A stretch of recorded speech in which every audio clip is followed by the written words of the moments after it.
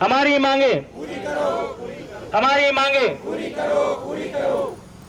जी, हम लोग सर ये अभी जो पदोन्नति प्रक्रिया छत्तीसगढ़ शासन के द्वारा चलाई जा रही है, जिसमें विशेष रूप से स्थानांतरण के कारण आज छत्तीसगढ़ में लगभग 27,000 से अधिक हमारे शिक्षक साथी प्रमोशन से वंचित हो चुके हैं। जिसका कारण सिर्फ यही है कि हमारी जो वरिष्ठता की गणना की जा रही है वो हमारे कार्यभार ग्रहण तिथि से लिया जाए, जबकि अन्य विभागों में ऐसा नहीं होता। अन्य विभाग में अगर वरिष्ठता जाती भी है तो जिस सत्र में उनकी नियुक्ति हुई है उसी सत्र में उनको दिया जाता है, लेकिन शिक्षा विभाग ही ऐसा एक विभाग हो गया अभी की स्थिति में जो कि ऐसे नियम यहाँ पर लगाए जा रहे हैं और जिसके कारण आज कई हज़ारों की संख्या में शिक्षकों का हित हो रहा है। और इसी मुद्दे को लेकर आज हम यहाँ एक सांकेतिक रूप से अपनी मांगों को लेकर शासन के समक्ष अवगत कराने का ये प्रयास कर रहे हैं और आप सभी के इस चैनल के माध्यम से आग्रह करेंगे माननीय हमारे छत्तीसगढ़ के मुखिया माननीय मुख्यमंत्री महोदय से कि वे हमारी मांगों को एक सकारात्मक दृष्टि से देखें। और सबसे बड़ी बात कि ये वित्तीय भार मुक्त मांग है,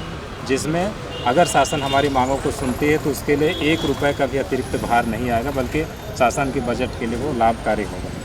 जी, और यही समस्या के समाधान की अपेक्षा के साथ आज यहाँ पर हम डटे।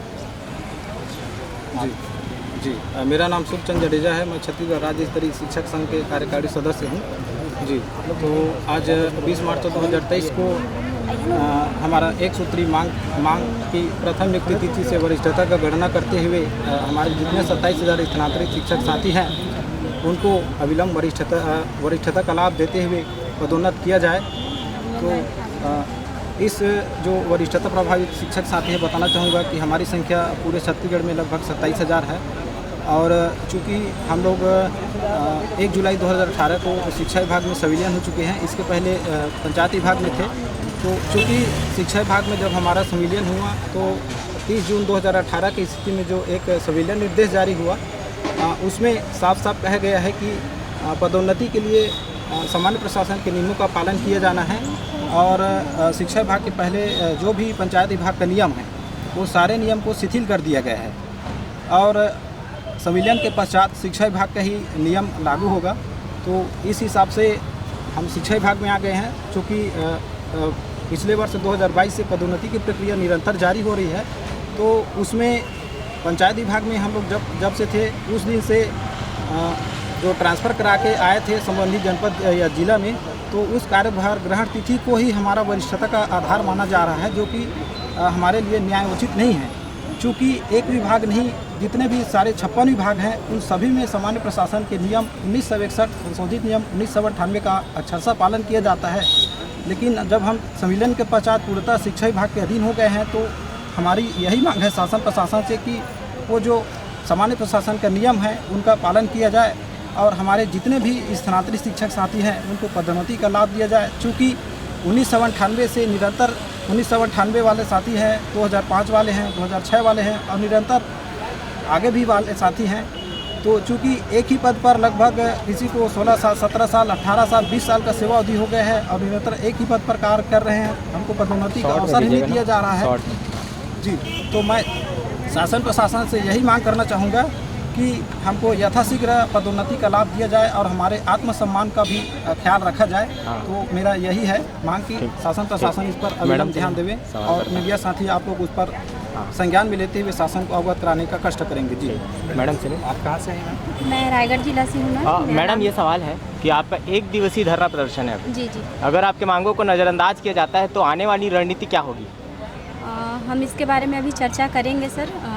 हड़ताल के आज 1 दिवसीय हड़ताल है, इसके बाद हम इस पर भी विचार करेंगे कि अगर हमारी मांग को कोई भी सकारात्मक सोच नहीं दिया जाता या सकारात्मक विचार नहीं किया जाता तो हम इस पर आगे विचार करेंगे।